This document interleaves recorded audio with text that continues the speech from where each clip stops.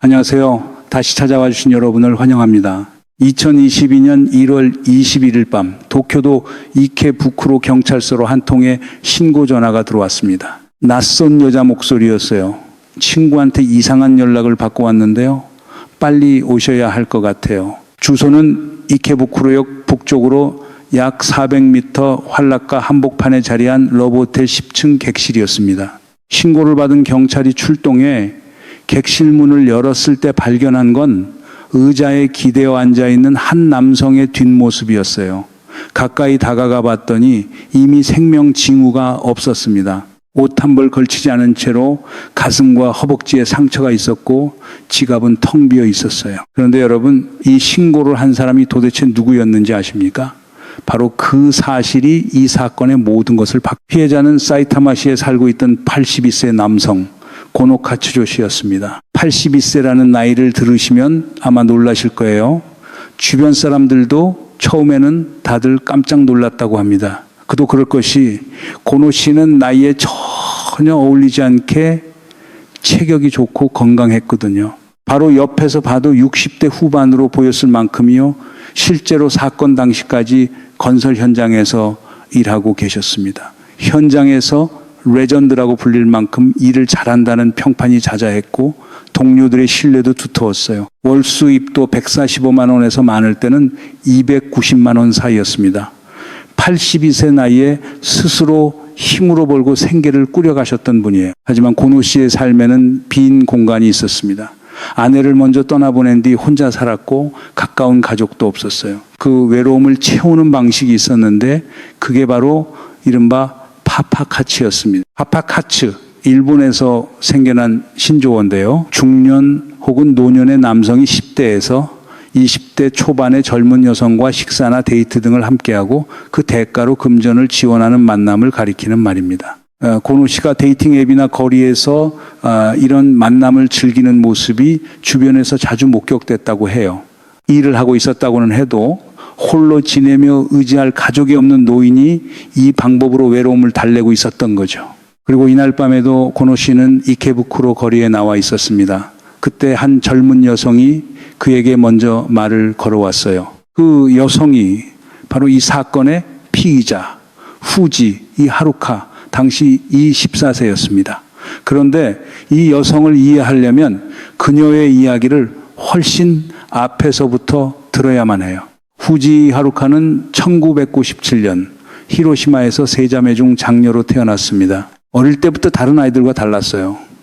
수업 중에 가만히 앉아있질 못하고 순서를 기다리지 못하고 친구가 예쁜 필통을 가져오면 그냥 몰래 가져가 버리는 거예요. 충동이 생기면 그것을 억누르지 못했습니다. 어머니가 늘 둘째, 막내는 이렇게 순한데 왜 너만 이러냐는 말을 달고 살았다고 해요. 그 말이 어린 하루카한테 어떻게 들렸을지는 모르겠지만 그 아이도 자기 자신을 어쩌지 못했던 거겠죠. 엄마도 뭔가 이상하다는 걸 느꼈던 건지 하루카가 겨우 6살이 됐을 때 정신과에 데려갑니다. 이렇게 어린아이를 정신과에 데려가는 경우는 흔하지 않아요. 그만큼 어머니도 봐도 뭔가 보통과 다르다는 걸 직감하고 있었던 거겠죠. 학교에서도 힘들었어요. 맨날 남의 물건을 가져가고 새치기하고 반 아이들이 좋아했겠습니까? 단체 사진 속 하루카의 얼굴에 핀이 꽂혀 있는 일이 있었고 어떤 친구는 너 같은 건 이 학교에 다닐 자격이 없어라는 말을 직접 했대요. 그런 상황이 한 번, 두 번, 세 번 쌓이다 보니 학교 가는 것 자체가 두렵고 싫었겠죠. 그나마 초등학교 5학년이 됐을 때 특별 지원 학급에 들어가게 되면서 처음으로 숨을 좀 쉴 수 있었습니다. 소수 인원의 선생님의 눈길이 닿기 쉬운 환경이 되자 문제 행동이 눈에 띄게 줄었고 얼굴 표정도 완전히 달라졌다고 해요. 이후 중학교, 고등학교도 특별 지원 학교로 다녔어요. 방과 후 데이 서비스라는 복지 시설에서 마음을 진심으로 열 수 있었던 선생님을 만나기도 했습니다. 그 선생님 덕에 더 안정을 찾았고 아동기 내내 의료, 복지, 교육 세 방향에서 지원을 받으며 성장할 수 있었어요. 공식 진단경도 지적장애 4급이었습니다. 일본 평균 IQ를 100이라고 치면 4급에 해당하는 분들은 대략 50에서 75 사이 정도예요. 간단한 사회적 규칙은 따를 수 있고 일상생활에 큰 지장은 없지만 새로운 환경에 적응하는데 남들보다 시간이 훨씬 더 필요하고 복잡한 판단이나 감정 조절이 어렵습니다. 나중에 정신감정에서는 중증 ADHD도 함께 진단됐어요. 안정을 찾았다고는 해도 하루카에게 위태로운 면이 완전히 사라진 건 아니었습니다. 고등학교 1학년 때 가족과 쇼핑을 나갔다가 여동생과 다퉜어요. 그 화를 못 이기고 쇼핑몰 옥상에서 뛰어내렸습니다. 다행히 다리만 다치고 살았는데 이유를 물으니 동생이랑 싸워서 열받았다고 했대요. 18세 때 정신연령 검사를 받았는데 결과는 10세였습니다. 생물학적 나이와 정신적 나이 사이에 그만큼 큰 차이가 있었던 거예요. 보호받는 환경 안에서는 그나마 버텼습니다. 그런데 고등학교를 졸업하는 순간 상황이 완전히 달라졌어요. 가장 신뢰했던 선생님들, 매일 함께하던 친구들과 한꺼번에 헤어지면서 정신적으로 극도로 불안해지기 시작했고 약을 과다 복용해 환각을 보거나 병원에 실려가는 일이 반복됐습니다. 일을 해야 했으니까 이것저것 해봤어요.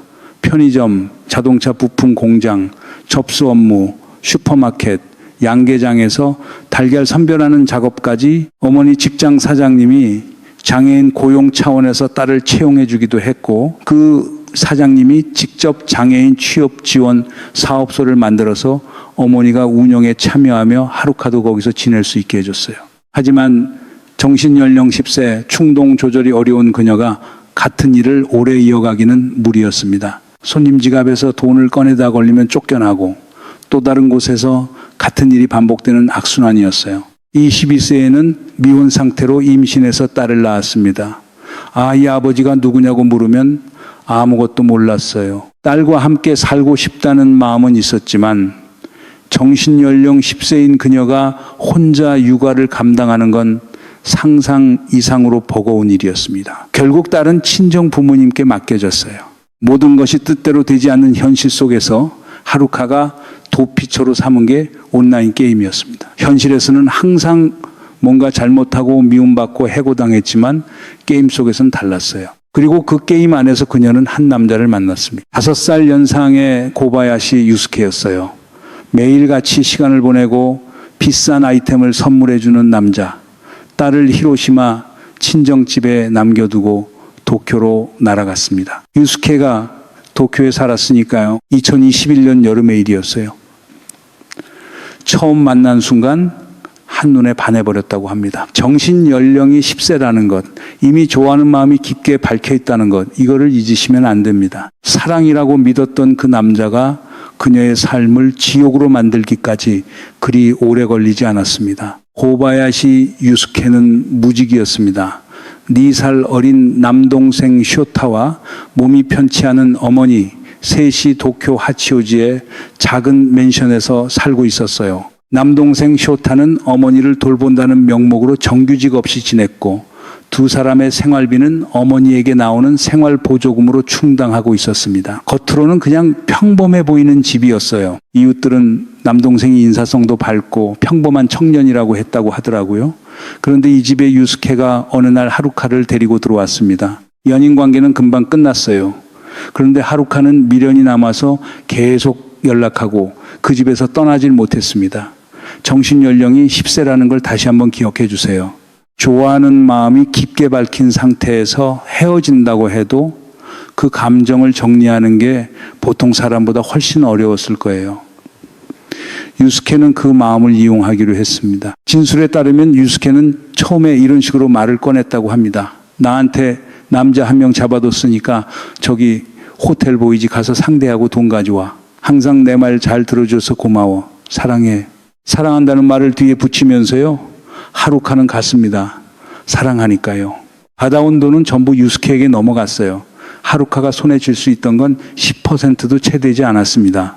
유스케는 그 돈으로 생활비를 쓰고 남동생 쇼타에게 용돈을 주고 심지어 새로 사귄 여자친구한테 선물도 샀어요.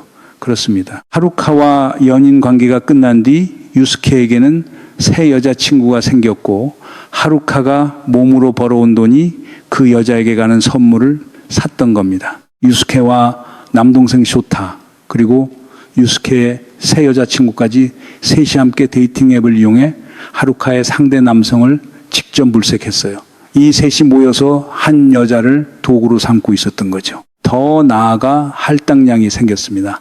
공판에서 밝혀진 바에 의하면 유스케는 하루카에게 하루에 최소 2만 엔, 하나로 약 19만 원을 채워오도록 요구했습니다. 한 달로 환산하면 58만 엔, 약 580만 원 할당을 채우지 못하는 날에는 폭력이 따라왔어요. 처음에는 한 번, 두 번이었던 게 점점 습관처럼 손이 올라갔고 결국 하루카가 경찰의 보호를 받는 상황까지 갔습니다. 앱으로 상대를 구하는 게 비효율적이라고 느꼈는지 나중에는 형제가 아예 활락가에 하루카를 세워두는 방식으로 바뀌었어요. 거리를 지나가는 남자들에게 직접 말을 걸도록 한 거죠. 원하면 들어오도록. 그렇게 수를 늘리자는 생각이었습니다. 2021년 12월 더 이상 못 버티겠다고 생각한 하루카가 도쿄를 떠난 적이 있었어요. 하지만 결국 돌아왔습니다. 이미 폭력으로 어느 정도 통제가 된 상태였고 정신연령 10세인 그녀가 그 상황에서 완전히 빠져나올 판단력을 가지기는 너무 어려웠던 거예요. 그렇게 하루하루를 이어가던 2022년 1월 21일이 됐습니다. 그날 하루카는 이미 하치오지에서 남성 한 명을 상대하고 이케부쿠로 쪽으로 이동하고 있었어요. 오후 5시쯤 유스케에게서 문자 한 통이 왔습니다. 오늘 할당만 어떻게든 채워. 하루카의 답장은 짧았어요. 힘낼게. 이케부쿠로 거리를 걷던 그녀는 한 남성을 눈여겨봤습니다. 그 남성이 고노 카츠조 씨였어요. 하루카가 먼저 말을 걸었고 두 사람은 14만 원에 합의했습니다. 오후 8시 10분 이케부쿠로역 북쪽 활락가 안에 있는 러브호텔 문파티오에 함께 체크인했어요. 객실에 들어서자 고노 씨가 먼저 욕실로 들어갔습니다. 샤워 소리가 들리기 시작했어요. 하루카는 고노 씨의 옷과 가방에 손을 댔습니다. 지갑을 열었어요. 1만 엔짜리 지폐 3장이 보였습니다. 손을 뻗으려는 그 순간 샤워 소리가 멈췄어요. 황급히 지갑을 가방 안에 다시 집어넣었습니다. 아무 일도 없었던 것처럼 자리에 앉았지만 욕실에서 나온 고노 씨는 눈치를 챘어요. 자기 가방 안 지갑을 여러 번이 있어야 할 3만 엔이 없었습니다. 너 내 지갑에 손댔냐? 말다툼이 시작됐습니다.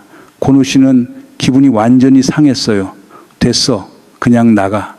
옷을 다시 주섬주섬 챙기기 시작했습니다. 바로 그 순간 하루카의 머릿속에는 유스케의 목소리가 가득 찼을 거예요. 오늘 할당 못 채우면 어떻게 되는지 알지? 평소 혼자 다니며 호신용으로 가지고 다니던 7cm짜리 커터칼이 순간적으로 그녀의 손에 들렸습니다.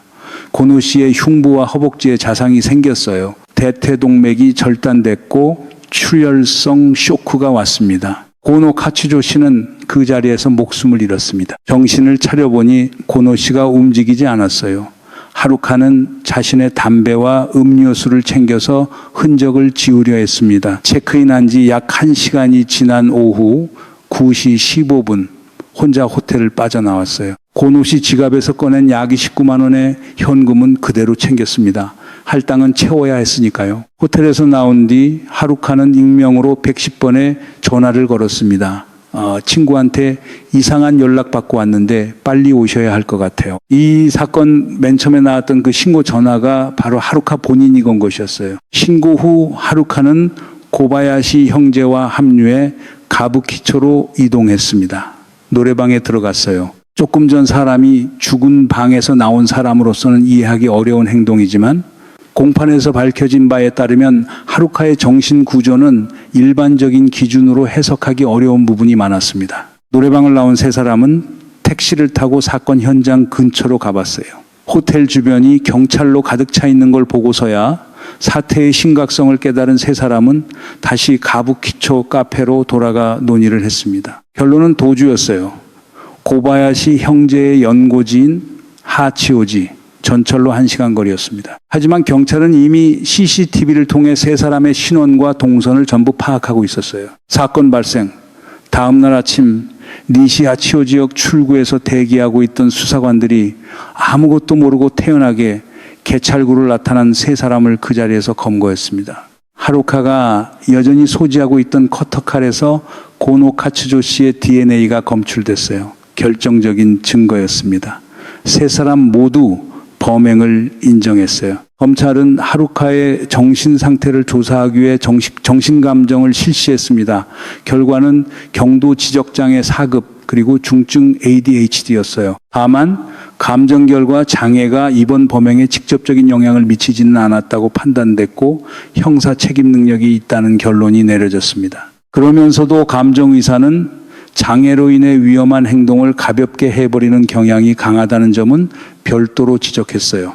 처음부터 죽이려 했다면 흉기를 따로 준비했겠지만 평소 혼자 다니며 호신용으로 지니던 커터칼을 순간적으로 사용한 점, 사건 직후 스스로 신고한 점 등을 고려해 검찰은 살인 혐의를 상해치사로 변경했습니다. 그리고 고바야시 형제, 범인은 닉제로 체포됐던 두 사람에 대해 검찰은 결국 불기소 처분을 내렸습니다. 이유는 공개되지 않았어요. 재판은 오직 후지 이 하루카 한 명만 받게 됐습니다. 2024년 2월 6일 재판원 재판이 시작됐어요. 공판 과정에서 놀라운 장면이 있었습니다. 고바야시 유스케가 직접 공판에 출석했어요. 그리고 그는 이렇게 말했습니다. 하루카를 좋아하지 않았다. 그녀의 마음을 이용했다. 나에게 하루카는 돈벌이 도구였다. 법정에서 고개를 숙인 채 조용히 그 말을 듣고 있던 하루카는 이후 이렇게 말했다고 합니다.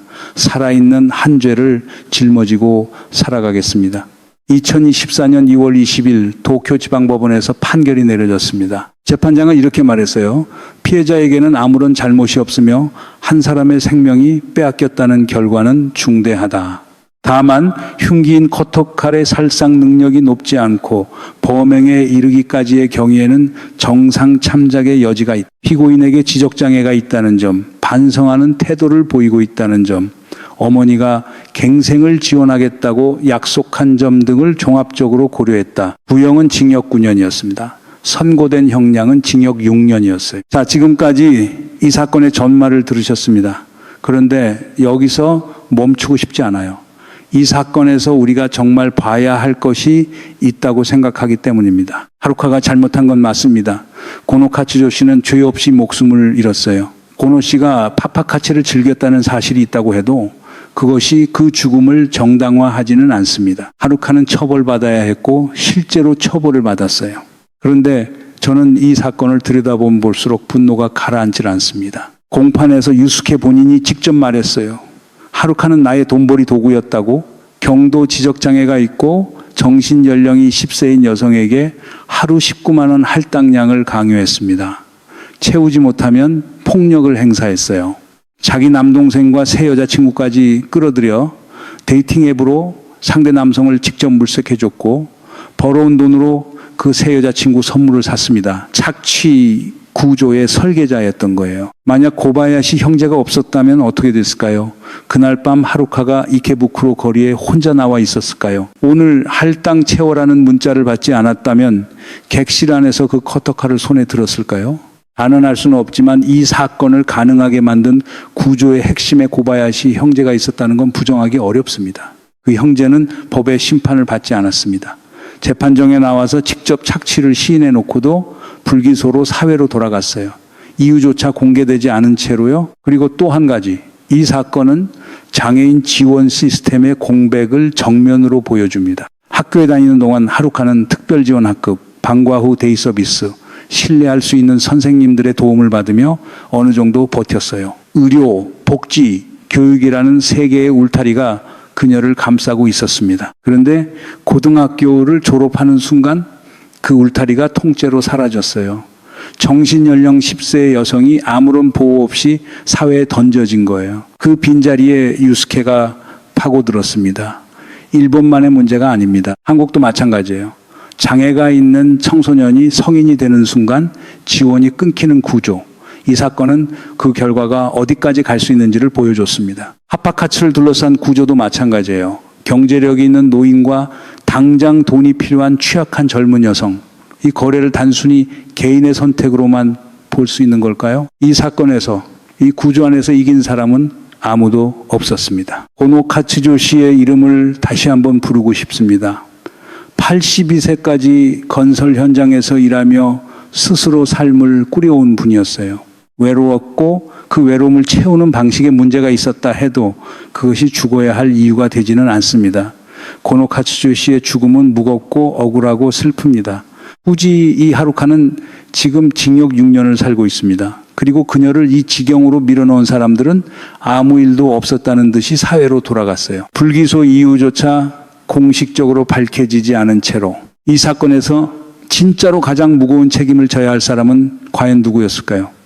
그리고 이런 일이 다시 일어나지 않으려면 우리 사회가 무엇을 바꿔야 할까요? 여러분의 생각을 댓글로 남겨주세요. 이케부쿠로 살인 사건, 후지 이하루카, 일본 실제 사건, 로보 호텔 살인, 파파카츠 위험, 지적 장애 착취, 고바야시 형제 불기소, 일본 범죄, 트루크라임, 실제 사건 정리, 성착취, 장애인 인권, 일본 판결, 2022년 사건, 할당 양강요.